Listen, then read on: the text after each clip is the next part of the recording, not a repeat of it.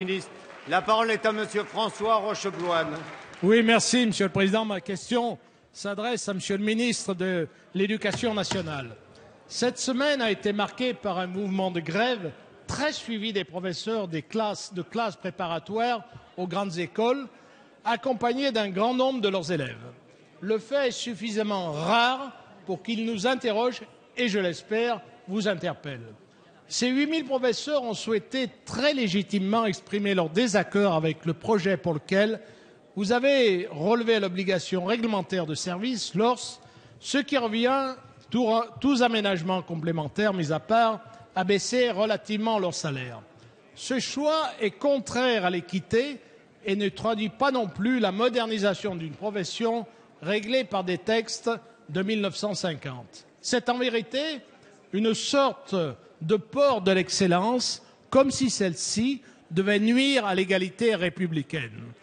Sous prétexte de démocratisation du système scolaire, vous déshabillez Pierre pour habiller Paul.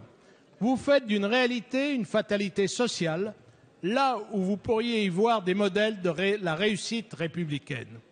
Et vous amenez de la déception, là où il y a de l'enthousiasme à enseigner. Bref, cette phobie d'une prétendue élite qui, soit dit en passant, compte 30% de boursiers, vous conduit une fois encore à opposer une France à une autre, les professeurs de l'élite aux autres, les nantis aux sacrifiés, l'université aux classes prépa, les quartiers au reste du monde, etc., etc. Monsieur le ministre, pourquoi ne pas reconnaître le travail de tous les enseignants là où ils sont amenés à exercer leur magistère? Pourquoi ne pas les réconcilier plutôt que d'en stigmatiser certains? Alors, Monsieur le ministre, même si vous avez affirmé que vous ne reculeriez pas, étonnante conception du dialogue, vous en conviendrez, que comptez-vous faire pour apaiser la colère que vous avez suscitée? Merci. Monsieur Vincent Peillon, ministre de l'Éducation nationale. Merci, Monsieur le Président. Monsieur le député, je vous remercie de me permettre une fois encore de préciser ce qui est l'objectif que nous poursuivons et que vous souhaitiez vous-même voir poursuivre.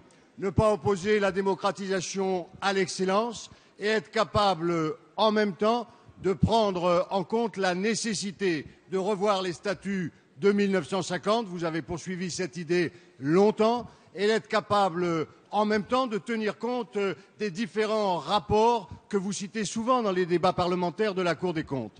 C'est pourquoi j'ai ouvert il y a plusieurs semaines une négociation avec l'ensemble de la profession enseignante sur l'ensemble des métiers pour revoir l'ensemble des obligations de service et donc de ce qui est afférent, à savoir les situations particulières, celles des directeurs d'école, celles des conseillers pédagogiques, celles des maîtres formateurs, celles des professeurs de classes préparatoires. Cette discussion se déroule depuis 6 semaines.